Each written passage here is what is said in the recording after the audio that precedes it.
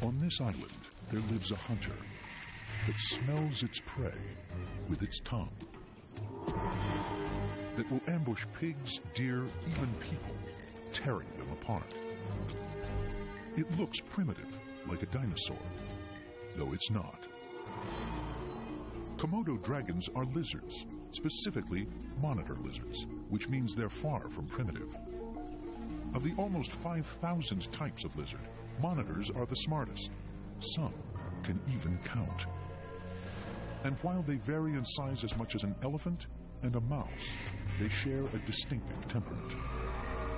Monitor lizards are lizards with an attitude. They know that they're top predators, and they act like they're top predators.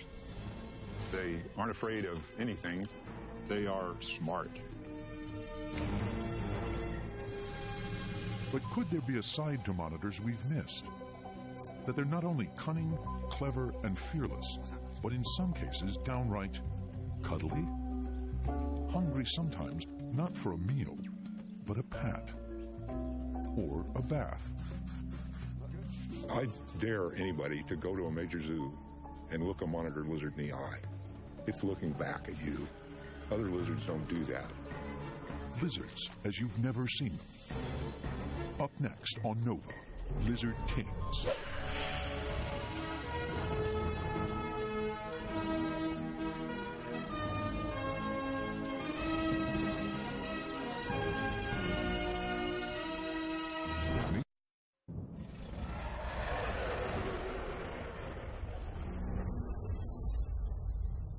Beneath Central Australia's great deserts, eggs, still and silent for nearly 9 months, are showing signs of life. But no doting mother attends the new arrivals. They either make it out of their shells or not. Either gain mastery of their bodies or die trying. And die they well might. They have no future in this burrow. Their only chance at survival is to claw their way straight up through more than 3 feet of baking sand to the open air. Here they must seek cover, fast, before adults of their own kind take notice and eat them. No question it's a hard beginning. But such hardship has molded some extraordinary creatures. A family of about 60 lizard species, known as monitor lizards, or lizard kings. 65 million years ago, a cataclysm wiped out the ruling reptiles, the dinosaurs, but monitor lizards survived. Of the nearly 5,000 types of lizard found today, the monitors are the undisputed kings. Almost half of the monitor species live in Australia. In this desert, one has become top predator, a position usually occupied by mammals. And it's no accident. True, like all lizards, this species, called the parenti, cannot regulate its body temperature internally. But that doesn't mean they're sluggish. Give them some rays, and they have the stamina, speed, and smarts of a mammal. And they're big, sometimes 6 feet long, commanding home ranges of up to 2,000 acres. Australia's outback harbors all kinds of creatures, not just lizards. It may look barren. Actually, it's a patchwork of different habitats, each sheltering its own species. But the lizards stand out, giving the region its nickname, Land of Lizards, and making it the perfect place for lizard hunters. I saw my first lizard when I was a little boy, and I thought it was the neatest thing I'd ever seen. I can't believe that I've been lucky enough to spend my whole life studying lizards. Known as the Lizard Man, American biologist Dr. Eric Pianka is a world authority on lizard ecology. He's combed through the globe's deserts for over 40 years, but he's found no better place for his field studies than Red Sands, his research site in the Great Victoria Desert of Western Australia. Red Sands is my favorite place on this earth. It's a beautiful, pristine, clean place. It's a desert rat's paradise. On Red Sands, there's 55 species of lizards living together, including 6 species of monitor lizards. There's no place else in the world you could find that kind of diversity. Red Sands is teeming with skinks, geckos, and monitor lizards of all sizes. And on this trip, Eric will try new ways to get inside the monitor's mind. But finding them is no easy task, even for the lizard man. Low fences lead the animals into pit traps sunk into the ground. With these pit traps, Dr. Pianka and his field assistant, Stephen Goodyear, catch many of the smaller ground dwellers. Twice a day, Eric and Stephen check all of their 175 traps. By logging every lizard species, they try to work out how so many lizards can coexist. So the real appeal to me is trying to understand the high numbers of species of lizards you find together. I have to know all the players. We have to know their names and what eats what. I still occasionally stumble on something new out here. So it's just really exciting. I don't think I could bear to study a low diversity system. In the past 20 years, Eric's pits have trapped more than 18,000 lizards. It's the most comprehensive survey of a lizard community anywhere in the world. Not all monitors are as big as Parentes. There are little ones, too. Now, this is a lizard and a half. Tyrannosaurus. For me, this is a real trophy. It's my favorite lizard of all. It's a lizard hunter, just like me. And they roam over long, long distances hunting other lizards. I'll take him back to camp. Thanks. I think it's fascinating that almost all the lizards that are out here are connected directly with other lizards eating lizards. There's a lot of lizard-eating lizards. And one of the things I've been working on over the last 40 years is making a food web. And the monitor lizards are right at the top. Being top predators, monitor lizards hunt down anything smaller than they are, even their own kin. And in a place too hot and dry for most mammals, these lizards rule. They rival many mammals as cunning hunters.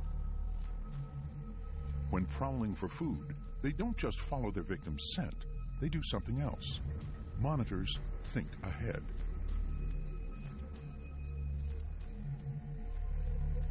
These calculating hunters learn and memorize all the major landmarks around.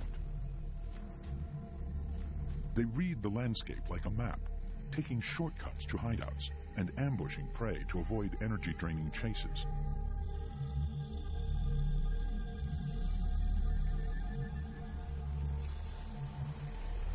When this monitor comes across a hot scent, he follows the trail relentlessly, using special senses that guide him with lethal accuracy.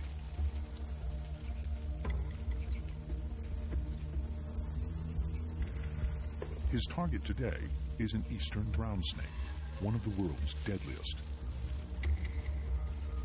It leaves an unmistakable odor trail, but it's one of many. Other animals have passed this way too. But the monitor can follow the snake's trail and ignore all the others by using his tongue. Like snakes, monitors have forked tongues.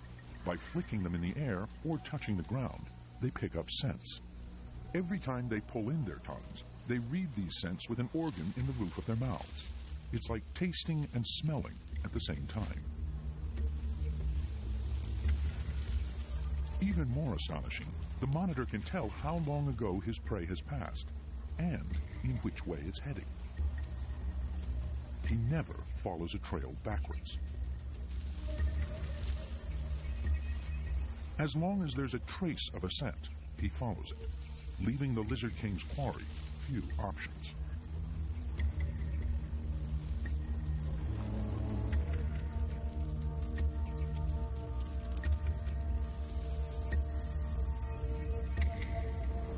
Hiding underground could be the snake's escape.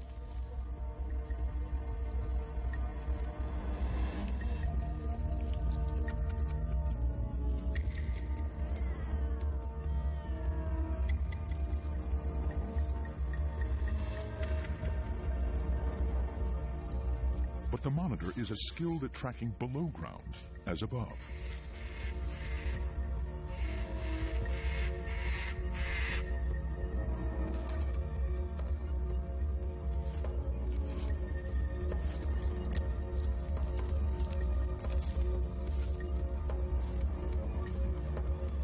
The snake has one last defense.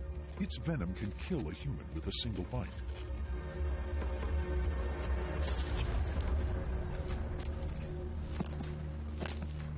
But not the monitor.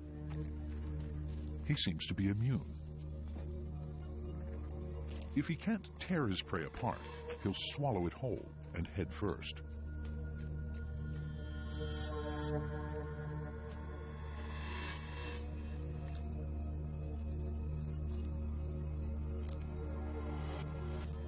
Being partly solar-powered, reptiles only need 10% of the food we mammals need. And if food is scarce, a good meal can last the king for weeks.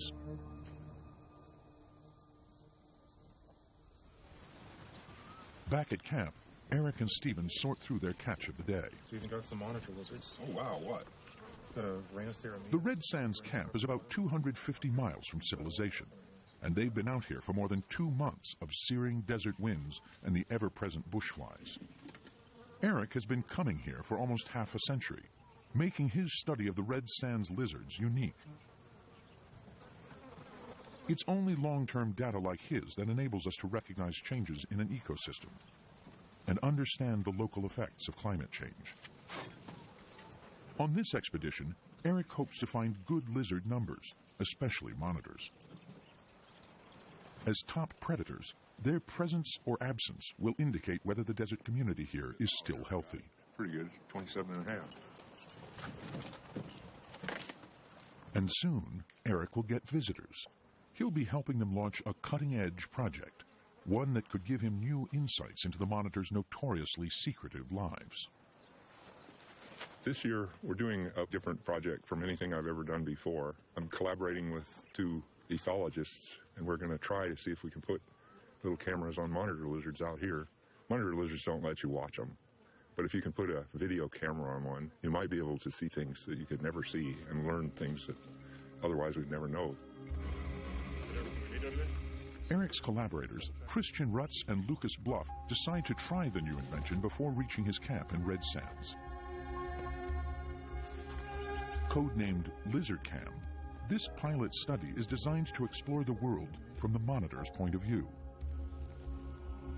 And local monitor expert Rex Neindorf has lined up the first grumpy subject. Hey, Rex, what do you got for us? Oh, we've got a big one. All right, I'll get out of the way. He's a big boy. Yeah. Pretty cranky too, so just keep away from that head. This large specimen is used to having people around, making him an ideal test candidate. He's big enough to carry LizardCam and should quickly recover from all the high-tech fuss. The next time he sheds his skin, the Velcro fixings will come off. Now we're on here. The camera sends live pictures back to a mobile receiver and has a radio tag so it can be found later. No worries. I think he's ready You to guys go. happy with that? Yep. Go for it. Okay, I'll grab him right there. Okay. And if you guys want to just stand back a fraction and we'll got see him? how we go. Yeah, Yeah, yep. And they're all set. It's LizardCam's world premiere. Okay, big fella. Off you go. I wasn't happy with that. Yeah. I'm actually very happy that he doesn't try to remove the unit. It doesn't seem to bother him at all. It's really good. I'm very happy with that because the way the unit's sitting, there's really not much weight there at all, and it's almost just as like there's an insect land on him and he's just going to completely ignore it. So it looks really good. Yeah. With LizardCam up and running, they can see things from a monitor's perspective. We're on here. Good pictures. Oh, you've got footage coming in? Yeah, it's coming. For the first time, they see what it sees. To get the best results, Christian and Lucas must now let their subject move out of sight, yet stay close enough to receive the video signal. They can bridge a distance of about 1/3 of a mile, room enough for the Lizard King to roam, and give LizardCam its first hard knocks. What is always important for us is to get the attachment technique right. So we want to mount our video cameras in a way that it does not impair the animal's movement and natural behavior. These cameras should have no effect on the animal whatsoever. And this means the camera should drop off rather than trap its host. The packaging is the hardest thing, because we need a package that is both very rugged, it has to survive in quite a harsh environment, but at the same time it should be light, and ideally it can be reused time and time again. Trial and error is the only way to improve LizardCam's design. For nearly half an hour, the lizard has kept a low profile, but now he's on the move, exploring the surrounding scrub, apparently unaware of the video spy on his back. And then, the king does something rarely seen. Still moving. Actually, he's going up a tree. See that? Monitors like this one prefer roaming on the ground, or so it was thought. To see this species climbing is a revelation. LizardCam is already delivering. And bolstered by their first success, Christian and Lucas try out a more daring design, a head-mounted camera with a power backpack.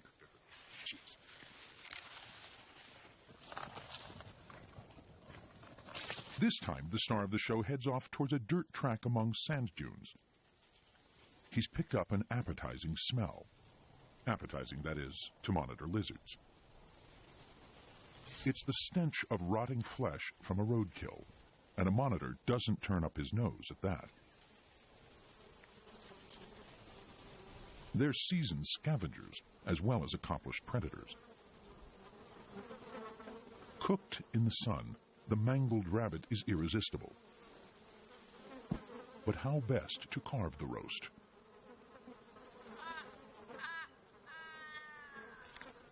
Monitors have sharp teeth, but they can't chew. So if the meal is too big to be gulped down whole, it has to be torn apart.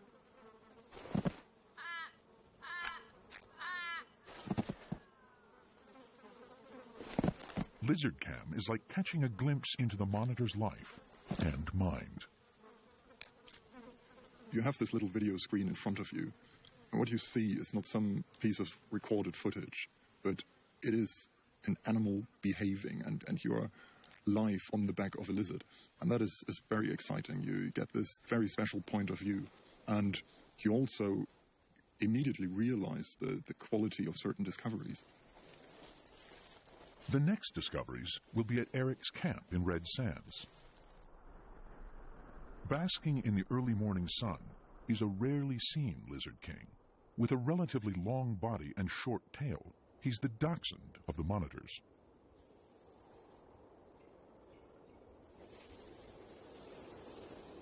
This short-tailed monitor, or brevicata, is the smallest monitor in the world. Oh, man, look at that. This is an amazing lizard, and it's a real pygmy. Look at this savage thing. Ah, ooh, ah. It's just a joke to see a little tiny thing like this acting like it's a big lizard, but they don't know they're not big. In fact, they're just as fierce as their bigger cousins. Monitor lizards range in size over orders of magnitude, like 4 or 5 orders of magnitude. That's pretty awesome. I don't think there's any other closely related group of animals on the earth. So it's just like the difference between a brevicata and a Komodo dragon is about the same as a mouse and an elephant. In contrast to this tiny hunter, in Indonesia, real-life dragons rule entire islands. And they truly are giants. Up to 10 feet long and weighing as much as 200 pounds, the largest Komodo dragons are not only the biggest monitors, but also the biggest lizards now walking the planet. They will bring down prey as large as deer and water buffalo, and occasionally dine on a human. Komodo dragons can devour up to 80% of their own weight in a single meal. That's like a human gorging on a 130-pound steak. Their appetite is legendary, but their minds are even more intriguing. Monitor lizards are fascinating for all kinds of reasons. Not only are they bigger than other lizards, but they're also smarter than other lizards. I dare anybody to go to a major zoo and look a monitor lizard in the eye. It's looking back at you. Other lizards don't do that. London Zoo was one of the first in the world to exhibit Komodo dragons in 1927. And it was this species above all others that revealed monitors are more than just powerful hunters. These dragons captivated an awestruck public and their keepers, as Dr. Ian Stephen knows firsthand. They displayed a surprising intelligence. Ever since Komodo dragons were kept in captivity, people realised that there was something extra. They're incredibly inquisitive. Any sort of new thing that you put into their environment, they'll come across, they'll investigate it. They always want to know. They've always got one eye on you. Raja demands caution. He's 10 years old, but still a youngster.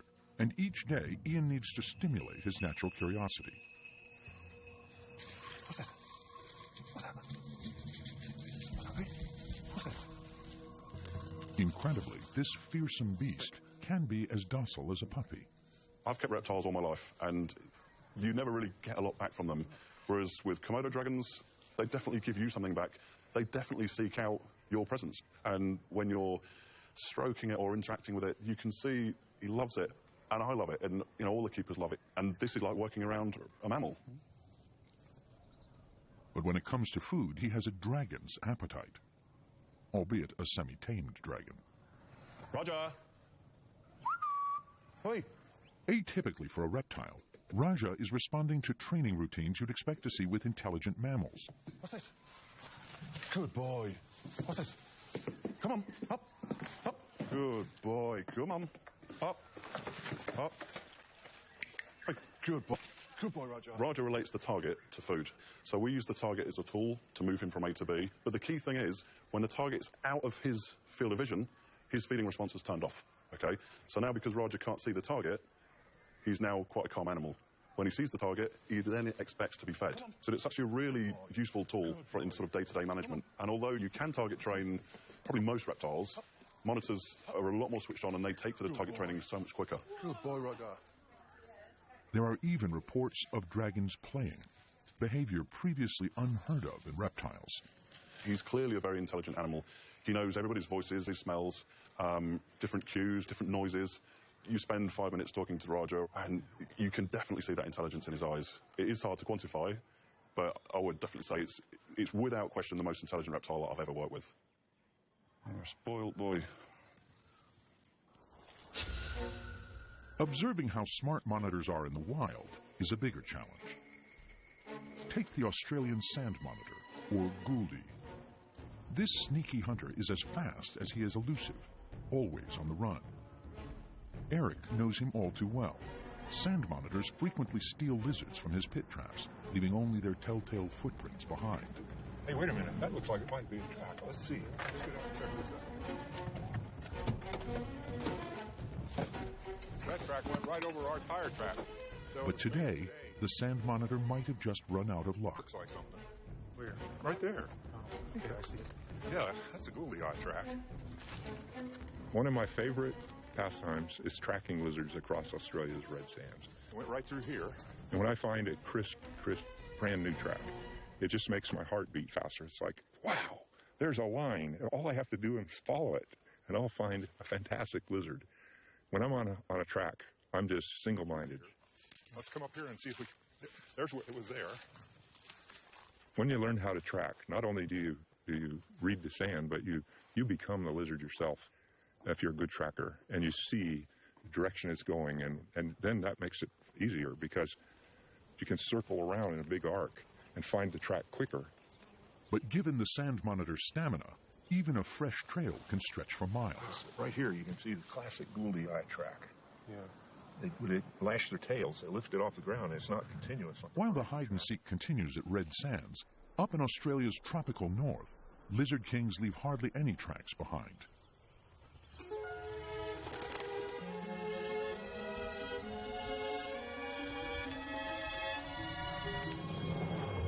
This rocky landscape is home to a number of very different creatures, like the Kimberley rock monitor.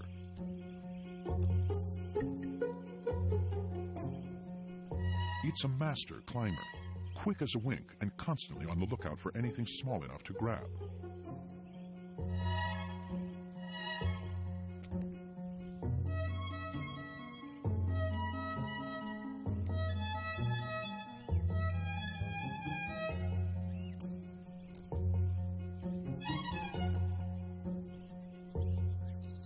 The key to the monitor's remarkable survival story is the one-plan-fits-all body design, which has changed little from the time of the dinosaurs.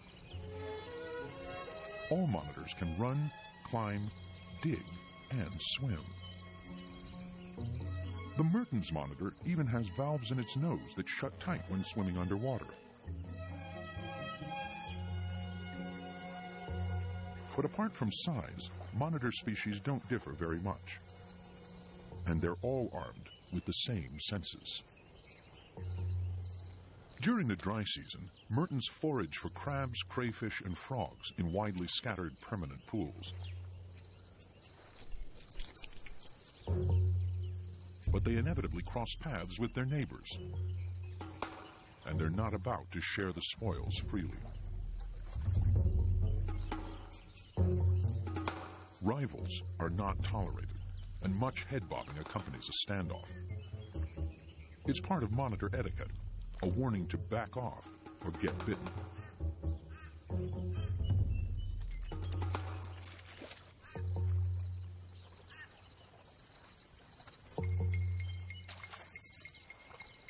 Mertens are skilled hunters, on land and in the water. Just like other monitors, to find food they flick their forked tongue, except that Mertens pick up scents underwater as well.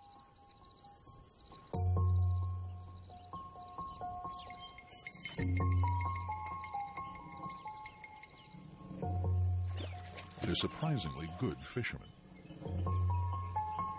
It's a skill spotted by other predators. Why try to catch fish when you can steal one?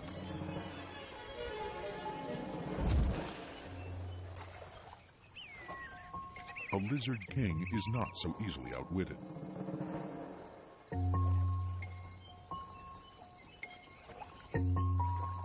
Survival out here means staying at least one step ahead.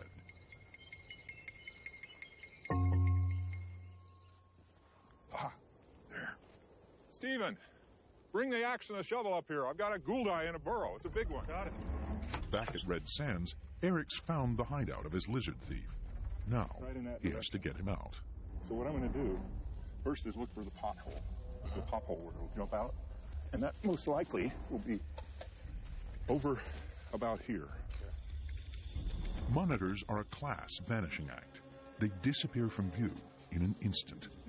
And they build their homes to confuse other predators. And, of course, lizard hunters. The main burrow stretches for many yards underground, and it has emergency exits or potholes, dead-end corners, and decoy tunnels.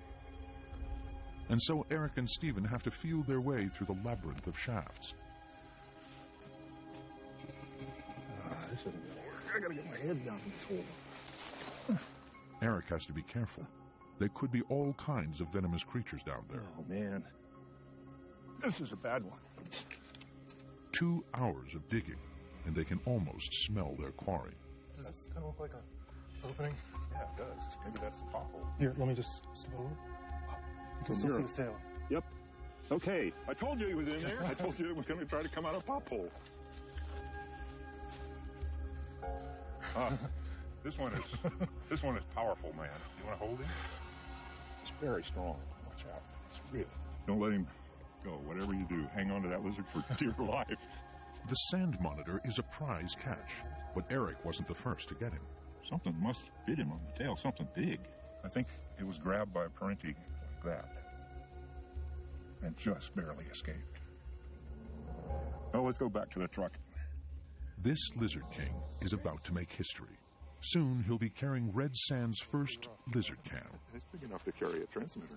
I think Christian and Lucas are going to like this. While Lizard Cam reveals the monitor's tactics in the wild, at the University of Tennessee, biopsychologist Dr. Gordon Burghardt is investigating their intelligence in the lab. Now, the term intelligence, of course, is a complex term because what is intelligence? We can't define that for people. It's best for us to think about this in terms of various tasks or problems an animal has to solve and how good they're able to do it. Checkmate to the lizard king might be premature, so Dr. Burghart's team has begun with something simpler, a test to see whether monitors can discriminate between different objects. His animals are African species, and in previous tests, these monitors have already shown they can count up to 6. They were trained to leave a feeding area only after they had found 6 hidden snails, a remarkable performance for a lizard. Our animals are really quite laid back. They're used to people. They are used to being handled. They get a lot of tender, loving care. When they get into environments, they get involved in it right away, rather than being like going to a doctor's office with a young kid. You know, I don't want to go there again. That doesn't happen with our animals. Like the Komodo at London Zoo, Milo is trained to respond to a target to get a reward. Hey, get it. Girl. Hey, open that away. All of Dr. Burghart's monitors take to the training easily. Okay, let's see if I can get another target here. After we found that the animals really learned the targeting adequately, we decided, okay, without our presence, without our moving of the object, which is what we were always doing, would they be able to recognize and discriminate it from a similar object that differed in some characteristic? And so we began with the easiest discrimination, black and white. Now the monitors face 2 new challenges. First, they can't see their trainers and nothing in the arena moves, so there are no obvious cues as to what to do. Will they remember? Looking on the left wall, going straight down. Second, they can see 2 balls, the black one they know and a new white one. Will they tell the colors apart? They master the task surprisingly quickly. What we do find is that the animals learn quite rapidly. Within 20 trials, our animals were reliably choosing the right target. And what we find that's amazing, and is not true of most reptiles, that they don't seem to care that much about the environment being simplified and artificial. Rather than being thrown by the sterile lab environment, these monitors are focused and show an ability to think ahead, which is exceptional for a reptile. To test whether the animals are hitting the black ball by chance, the targets are swapped.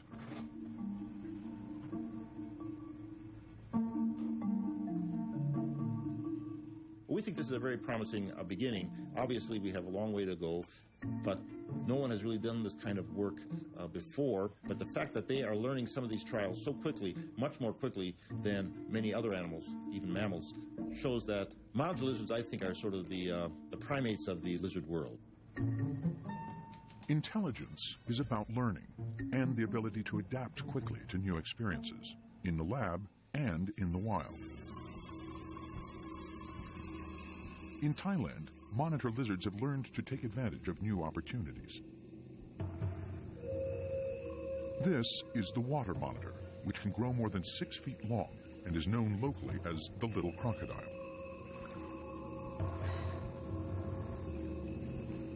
It's been quick to find a perfect place to prowl.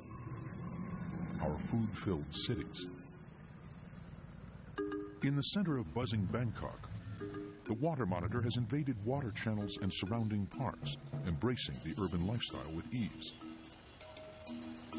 Fresh food and garbage are both fair game. And the best spots for a hungry lizard, close to busy market stalls, are usually won in a fight.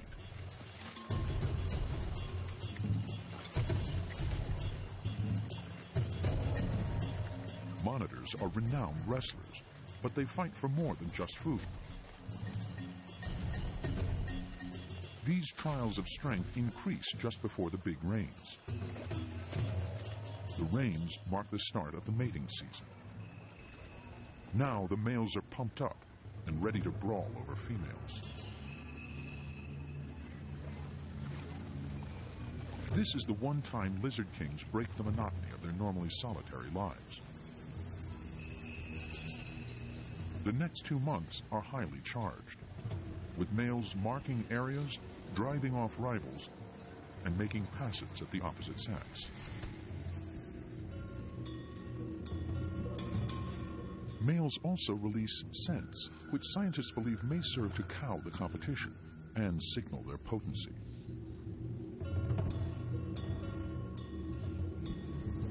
But it takes a great deal of pushing and shoving to convince a lizard queen that he is the king for her.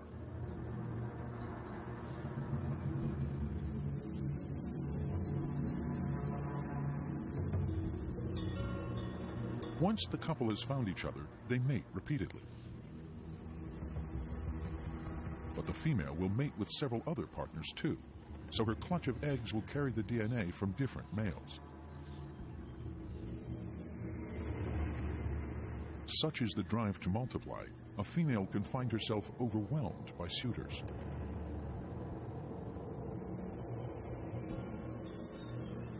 When it's all over, she'll dig an underground chamber and lay a dozen or so eggs. And about 8 months later, the young heirs will emerge to found their own urban dynasties.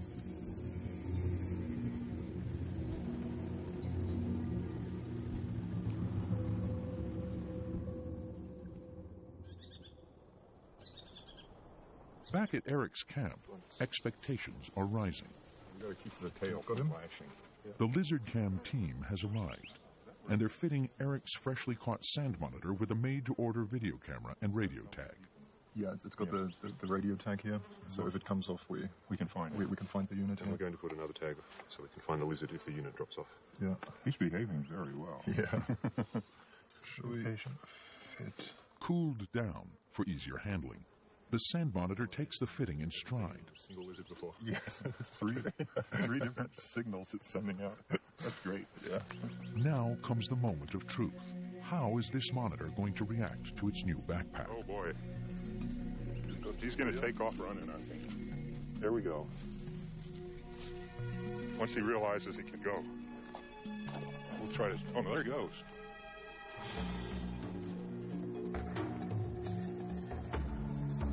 Oh, neat.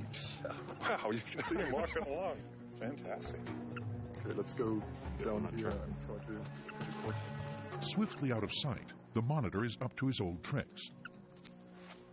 But Lizard Cam is about to reveal just how he pulls off this familiar vanishing act. Only a few monitor species stand or run on their back legs to get a better view, and the sand monitor is one of them. He's probably in between a couple of these tight spin effects. Find him with I think he's over there. Over that way. Okay. But I think we can stay here now because Lucas gets good reception. Oh, he's so getting there's no need to get closer. Yeah, well, let's not spook him. After 40 years of watching lizards, Eric is seeing for the first time what they see, and he's in for a surprise. His head down. Oops. There he's digging. See? He's digging. Sensing the team is hot on his heels, the monitor changes tactics. You heard that. Yeah. He's listening to us. Quickening his tongue. Yep. Sunset is only an hour away, and the temperature is dropping. They're very powerful diggers. He's digging like a maniac. For a solar-powered reptile, there's only one safe way to go, down into a warm hideaway. I think he's going to dig an overnight burrow right here. Amazing he got that far that fast. I didn't know they could do that. It's great. You can actually see the hole. Yeah, he's making his hole. That's fast. In just 15 minutes, the monitor has excavated itself a snug refuge. I didn't know they could do it this fast. I thought they went to a burrow that they already knew was there. Well, that's our first discovery then. Yeah. Already, the monitor has made up for stealing Eric's lizards. His camera will be recovered in a few days. Lizard Cam has added a new dimension to Eric's research.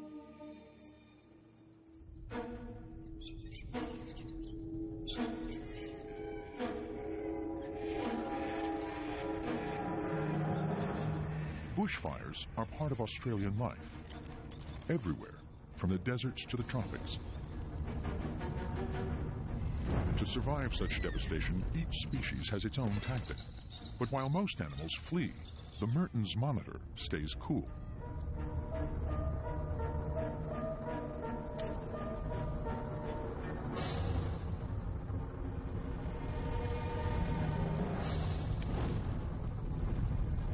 Water gives a degree of protection, and the flames will bring an unexpected bonus. Some predators, like birds of prey, are attracted towards the blaze and become a meal themselves.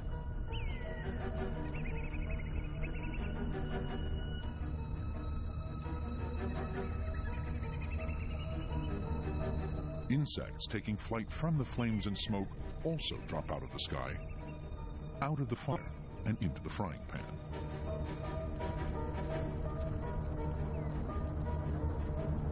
But there's more to bushfires than destruction and free meals.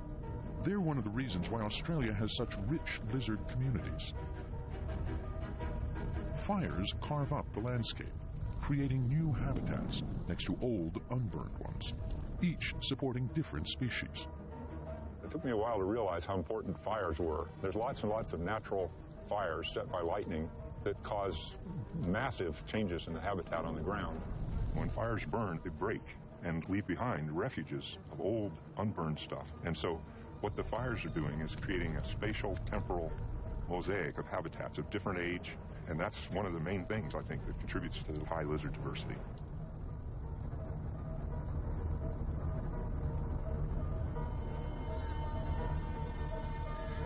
Other types of disruption, however, are less benign. Climate change and its effect on local weather and vegetation could soon make some lizard species disappear.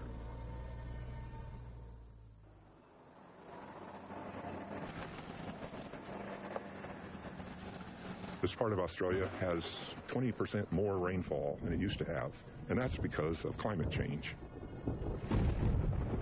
Numbers of lizards are down compared to what they used to be.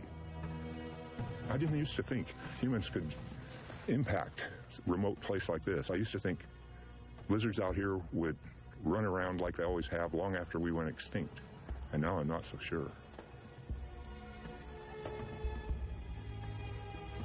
As one of his dreams reveals, even Eric's own effect on the lizards leaves him ambivalent. Over the course of the last 40 years, I've messed up thousands, 30 or 35,000 lizard lives. So in this nightmare, I'm on trial. It's like Nuremberg. And of course, the judge is a Parenti. And they find me guilty and they're going to hang me. And I wake up about then. So I feel a little guilty, but at the same time, I think that I've contributed a lot of basic information. And if it's any defense, probably no one could care about these animals more.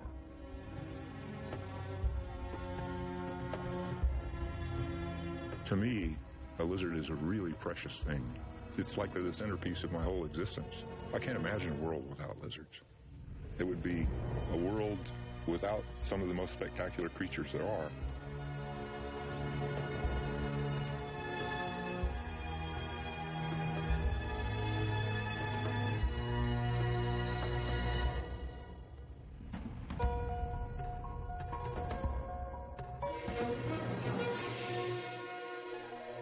On Nova's Lizard Kings website, watch any part of this program, go behind the scenes, and more. Find it on PBS.org.